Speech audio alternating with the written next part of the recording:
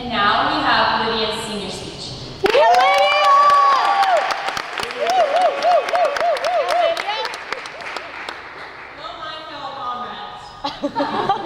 Before I begin my speech, there's someone special that I'd like to personally thank.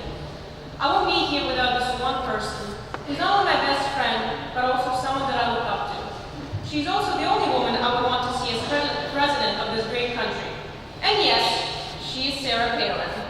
Without her eyesight of a hawk, I wouldn't be here.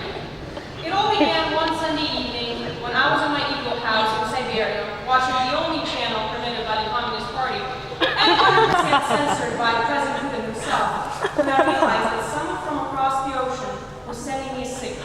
So I got my telescope out to see what was happening, and noticed it was the Sarah Palin waving her adventure flag at me.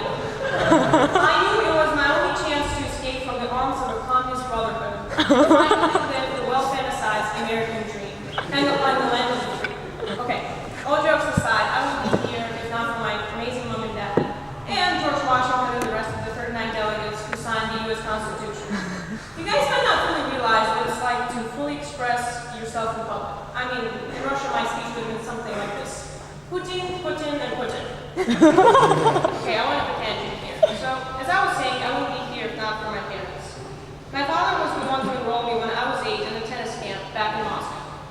He was the one to send my mom and I to America to pursue my dream of becoming the next Maria Sharapova. I was only 9 when I along with my mom, stepped from the plane in the great New York City and saw what it meant to be a part of the American society for the very first time. The tall buildings and the exciting atmosphere of the big city overwhelmed my eyes. My heart was beating fast when I reached the top floor of the Empire State Building. No, I didn't speak English, and I was so pale and sun-deprived from another cold spring in Moscow that to me, America seemed like a different planet with all its sun and free soda refills.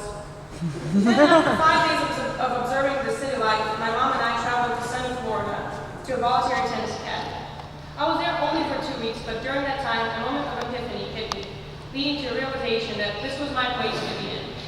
And so this was the beginning of an exciting journey, which I could not quite conceive yet of how it would impact my life.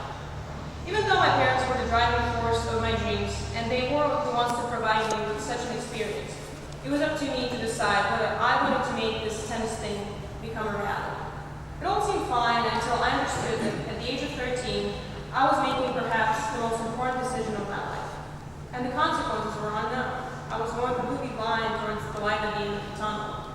The only thing I knew for a fact, I was leaving behind my Russian roots, my dad, my grandfather, and my grandmother's famous meat pie, and I was going to a country with a different culture, language, and people. Yes, Americans are much nicer and smile a lot. People in Russia don't smile.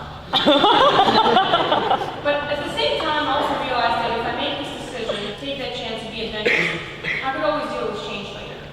Life brings about change for the better, was one of my grandmother's favorite sayings, that I was skeptical of before I took a life-changing risk.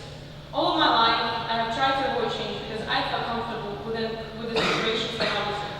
However, tennis changed the way I wanted to build my future.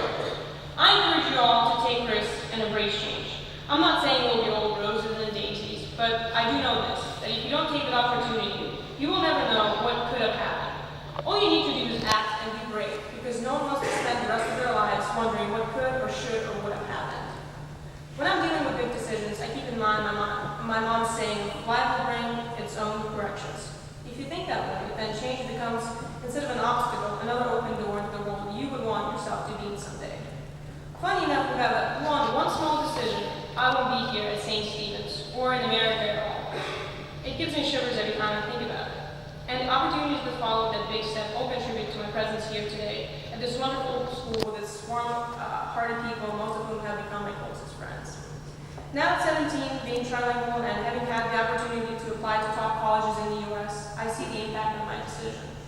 I'm truly blessed for choosing the right path, because I cannot imagine where I would have been right now if I would not have moved permanently to America when I did.